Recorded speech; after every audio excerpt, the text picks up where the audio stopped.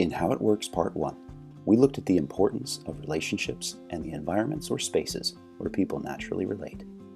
How It Works Part 2, Rhythms, laid out a predictable and sustainable pattern for each type of space that integrates naturally into the fabric of real life.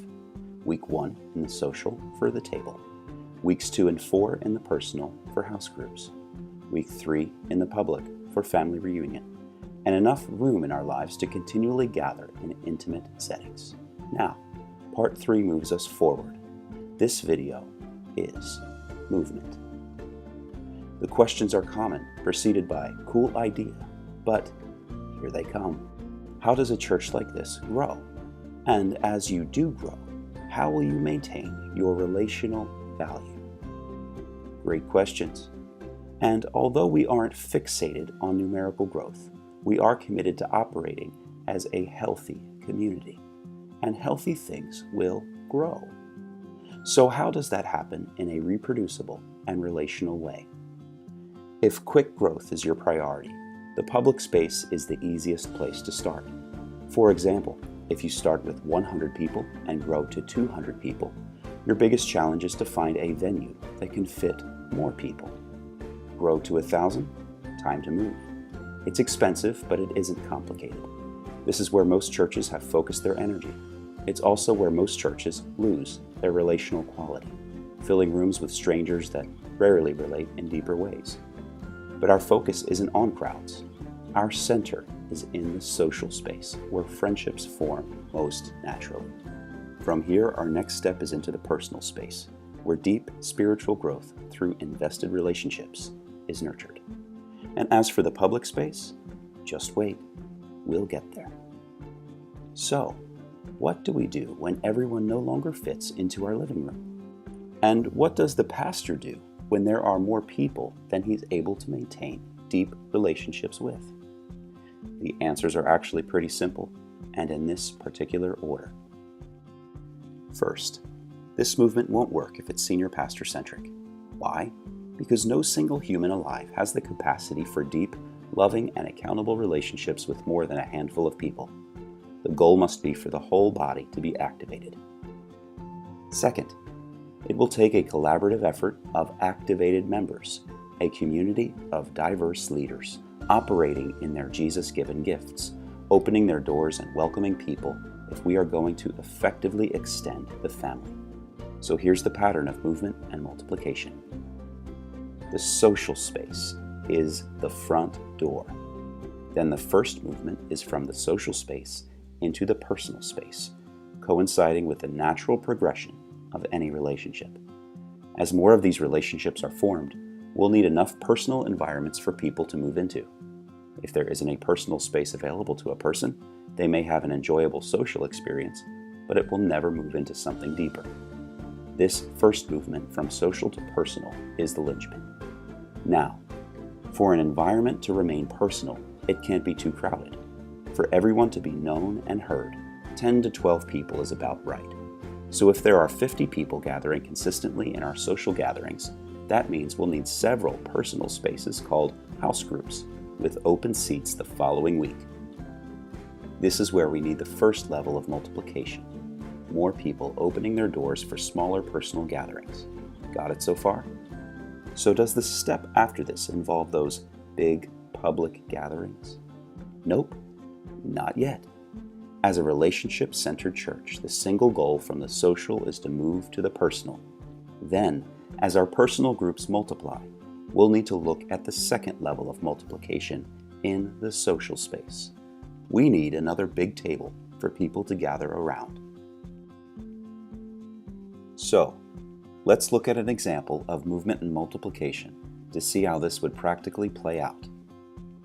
Let's go to the north end of town.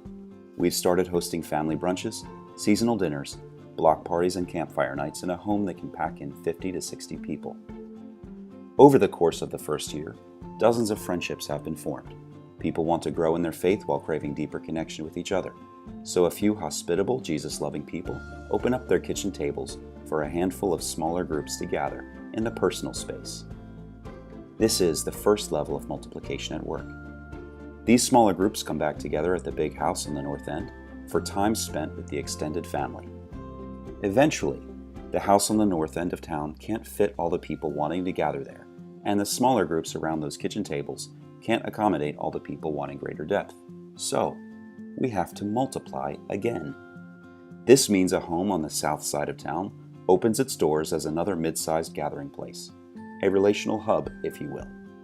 This is the second level of multiplication. Over the course of the following year, dozens of friendships are formed. People begin craving deeper connection, so a few hospitable, Jesus-loving people open up their kitchen tables for a handful of smaller groups to gather in the personal space. Then, every month, these smaller groups come back together at the big house on the south side of town for, wait,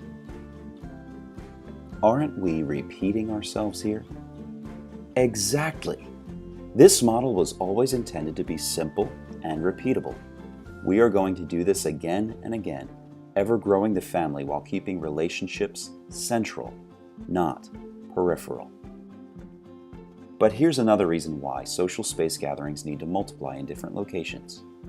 I'll give you a hint. It's not just about us. When the time comes for missional discussion and planning, what happens through the north side of our extended family should look a little different than the south side. Why? There are simply different restorational opportunities in different immediate communities.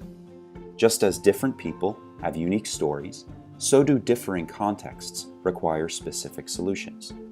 So a big part of this strategy is to set up our church to be a family on mission that is specific to neighborhoods where that extended family is planted. You see, having a presence in different areas of town isn't just some growth strategy designed for convenient commuting. It's about planting the gospel in different neighborhoods with followers of Christ being equipped to respond relationally toward the neighbors God has placed around them. Okay, this sounds great. Now we have a house on both the north and south sides of town. Eventually there will be homes on the east and the west sides too. But won't this church feel fragmented? Won't people in different groups feel distant from each other? How do we maintain a unified identity? We're so glad you asked. This is where the public space finally comes into play. Every month we gather everyone from our smaller spaces for a family reunion, for worship, teaching, and testimony. And sure, we'll open our doors to visitors here too, but gathering a crowd of strangers isn't the point. The public space is a reunion for our church family. This isn't our front door, the social space is. Now let's elevate to 50,000 feet here. What happens when you have a bunch of social space gatherings, personal space groups all over the city, and a big public space family reunion? But the thing just keeps growing. Doesn't the scalability of this idea reach its ceiling? Nope. How about we pick a neighboring area, start in the social, move into the personal, and do the whole thing all over again, multiplying a missional family over time, into the next city and the next city, even forging into new regions, and planting new communities in other states.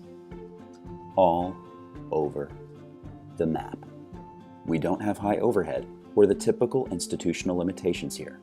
It is so simple. And as long as there are people seeking a church built on relationships, as long as there are people wanting to invest into each other's lives, there is no end to this in sight. Each space has a reason, a rhythm, and movemental potential. You see, we aren't in some business of building religious institutions. We're just a family with a mission to extend our family. We are L24 Collective.